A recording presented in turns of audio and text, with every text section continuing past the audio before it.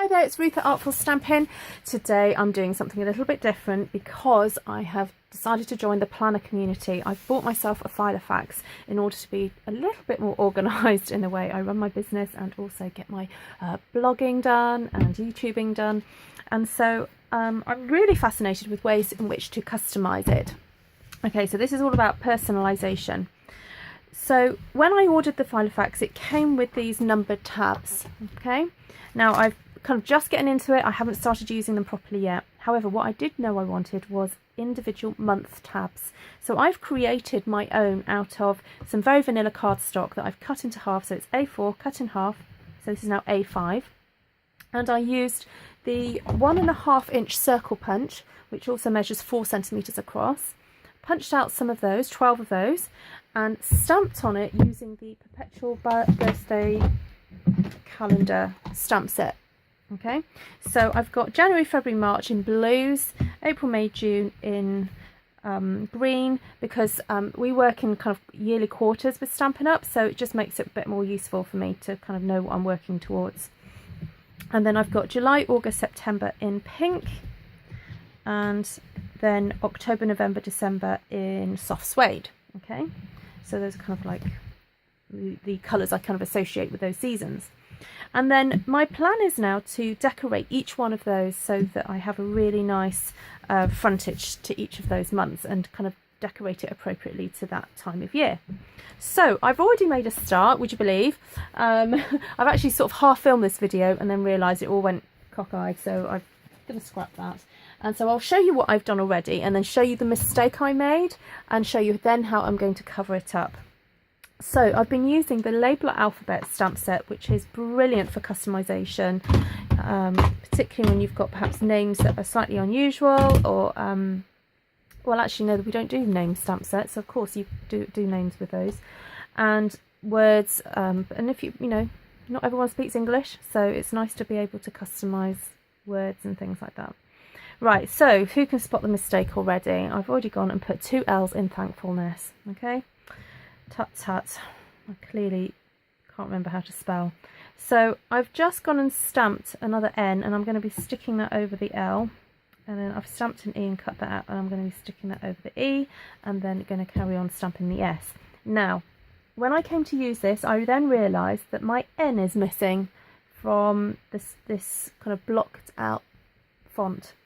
So cunningly I've adapted and I used the rectangle stamp here. I inked it up and then scraped the ink away with just anything sort of metallic, not too hard obviously, not too sharp, but I used just these tweezers here and I scraped away, and then I was able to stamp it down. Now obviously scrape away the mirror image, so it's useful to use this as your guide as to how you're meant to do it.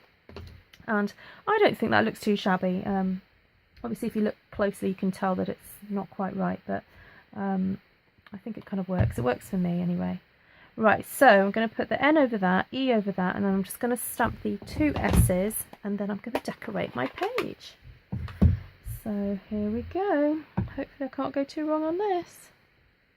So there's another S. I think that S is actually upside down, so I'm going to turn it the right way around. But I'm not too worried. There we go.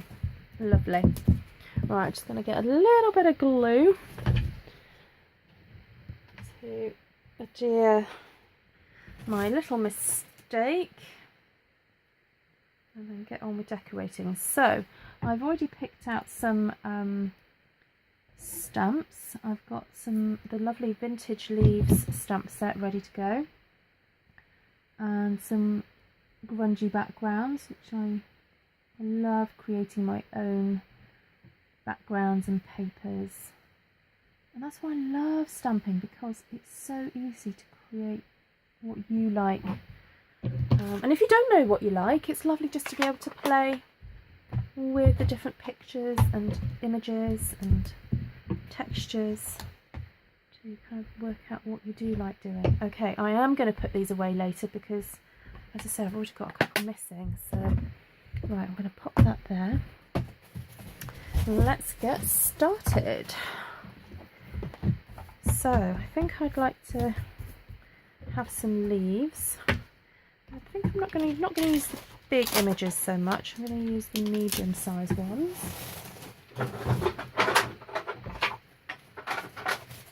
Grab a block. So these are photopolymer stamps, and they're ever so easy to use. You just peel them off the backing sheet and then pop them onto your blocks. And the acrylic blocks are ever so sturdy, and I love that they're so ergonomic. They're really easy to handle. Okay, and here I've picked out some really lovely autumnal colours. So here we've got some Cajun craze. I think I just want to have these leaves kind of scattered around.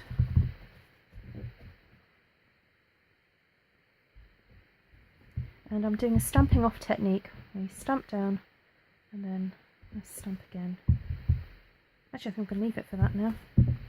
That's enough for that. I might overlap a little bit. Make it look as if they're almost falling across the page. Being blown across the page. It is lovely this time of year. Looking out my window, I can see that the leaves are starting to turn now, so I'm just going to pop maybe a couple of these. Don't really want to overdo it.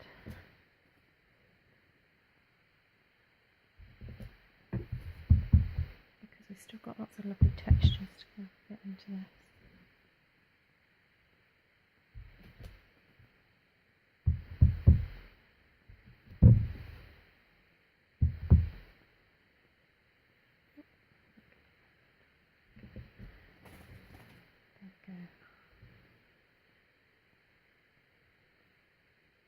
And that's going to be it. Okay, that is it.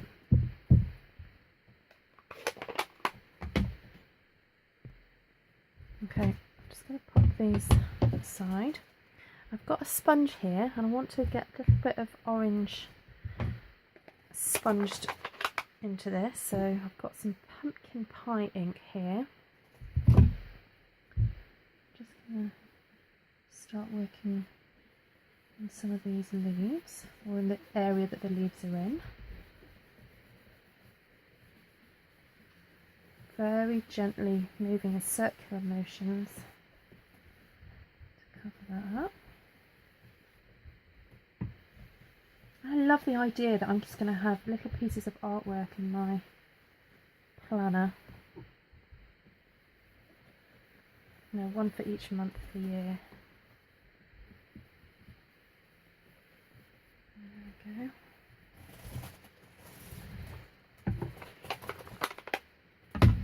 Going to bring in some of these textures. I love this brick wall, and even this spider's web is lovely.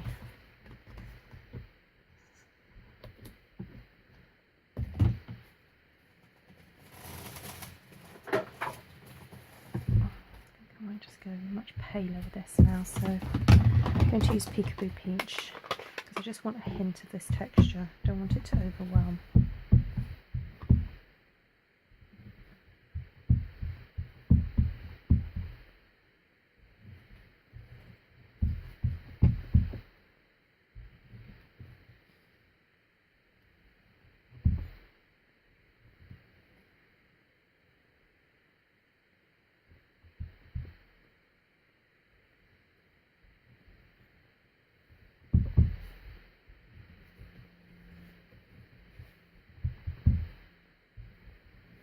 Right, that'll do for that one.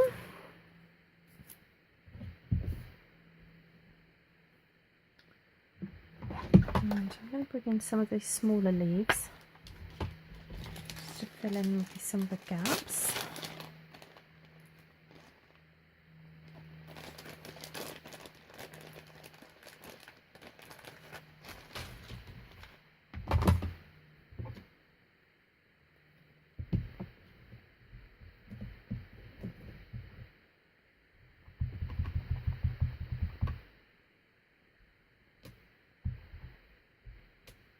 Oh, it's really subtle. The effect is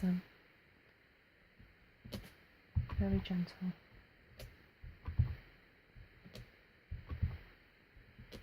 It's great at filling in these little gaps.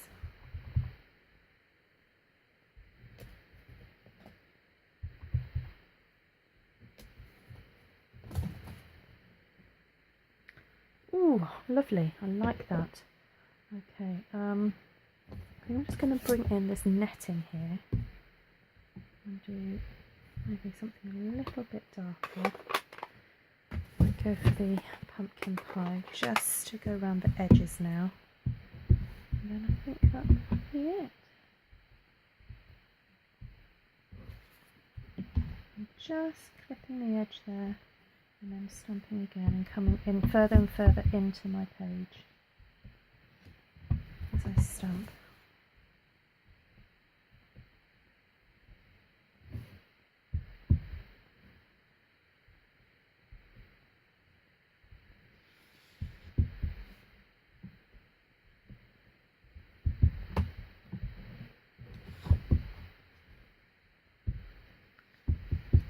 This is very relaxing.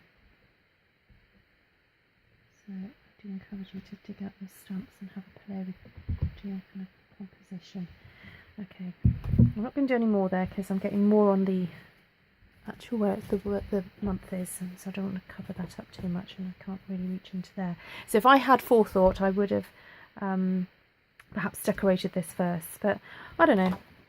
It's quite nice having a little bit of orange on there. Right, there we go. I think I am going to leave it at that. I don't really want to go too far and ruin it. So here's my month tab for October. And I'm going to pop that into my Filofax now and see how it looks. I find my October, beginning of October, there we go. And pop it in there. There we go. Thank you for joining me. Do come back next month for next month's insert of the month. Okay, bye for now.